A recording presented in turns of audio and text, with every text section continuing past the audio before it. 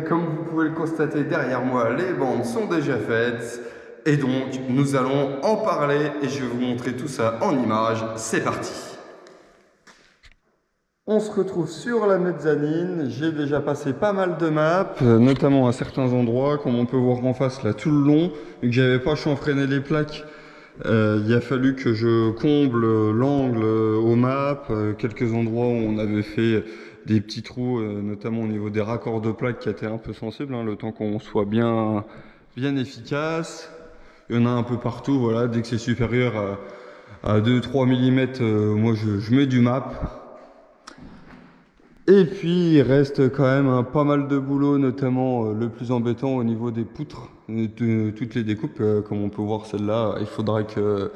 Moi je vais mettre de la mousse de polyuréthane dans les trous que je viendrai après redécouper au cutter pour seulement après mapper et bander.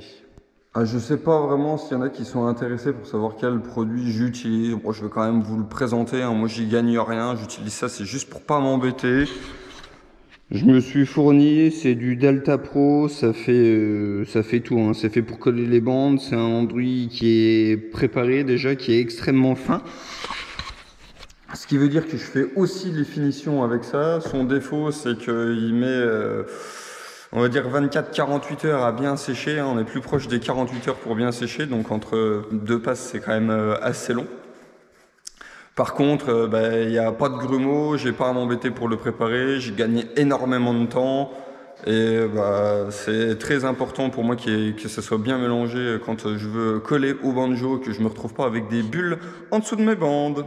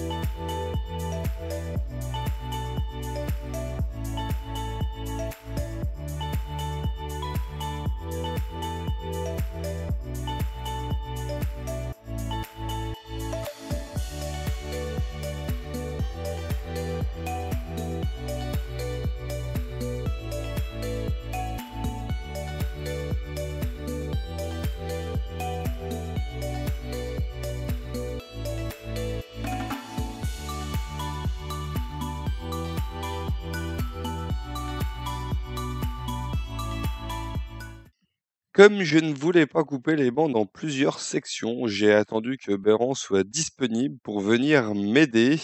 Alors sur les grandes bandes verticales, c'était pas trop compliqué, on se passait le banjo, j'étais en haut et je lui donnais pour qu'elle le récupère en bas, on tirait la bande. Par contre au plafond, c'était pas réalisable, il fallait déplacer les échafaudages, au fur et à mesure. Du coup, on a pris la solution de le faire avec une perche et ça s'est relativement bien passé. Pour rappel, je ne suis pas un professionnel, mais j'ai quand même déjà fait pas mal de placo dans ma vie.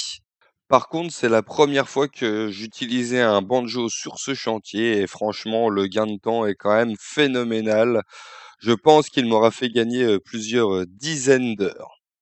Donc ce qu'il faut savoir quand même, c'est qu'il y a plusieurs réglages sur le banjo et que moi je l'ai réglé pour faire en sorte qu'il déverse le plus d'enduit possible en dessous de la bande et comme ça, j'évite d'avoir des bulles.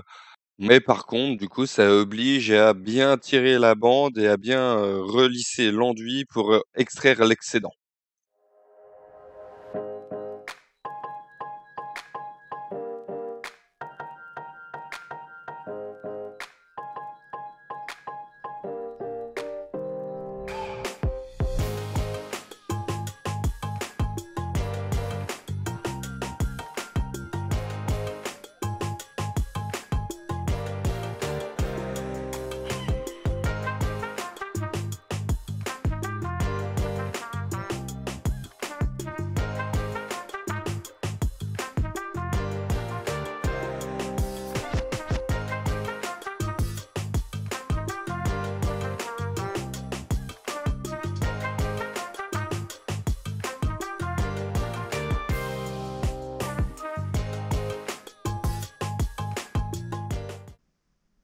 Et nous revoilà pour une nouvelle journée.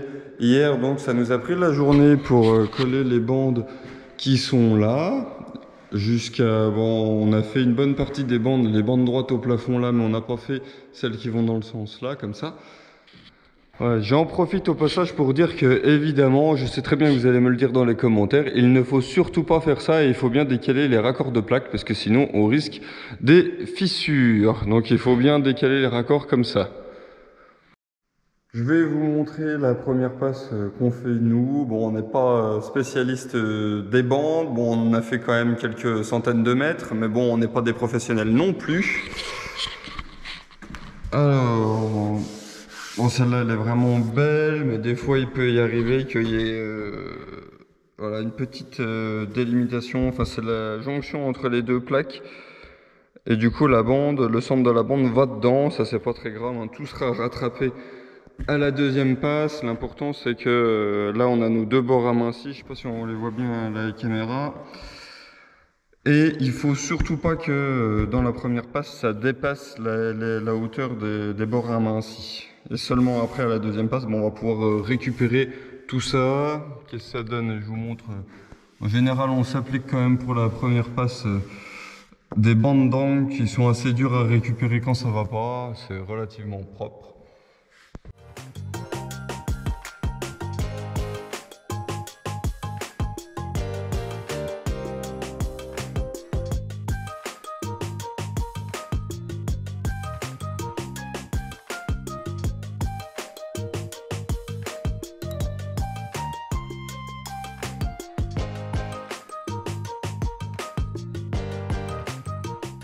Pour ce qui est, contour de Velux et contour de fenêtre, nous avons fait le choix d'utiliser des cornières d'angle en acier galvanisé. On peut aussi utiliser des bandes armées, mais moi, personnellement, je préfère utiliser des cornières d'angle. Je trouve que ça résiste, mieux au choc.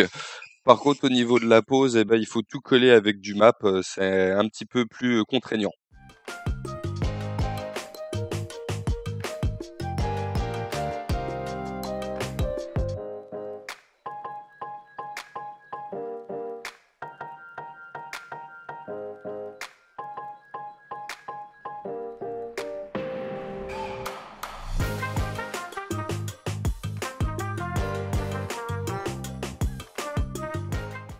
C'est bon, j'ai mappé partout, collé les cornières autour des Velux. Maintenant, on va pouvoir attaquer la deuxième passe. Et il y a encore déjà pas mal de boulot juste pour la mezzanine. Je vous donne un peu les techniques que j'utilise pour la deuxième passe. Je prends un couteau de 20 centimètres et l'objectif étant juste de combler l'espace qu'on peut avoir entre les deux points cassés, entre deux plaques. Je montrerai plus en détail ce que ça donne en gros plan entre chaque passe dans la prochaine partie.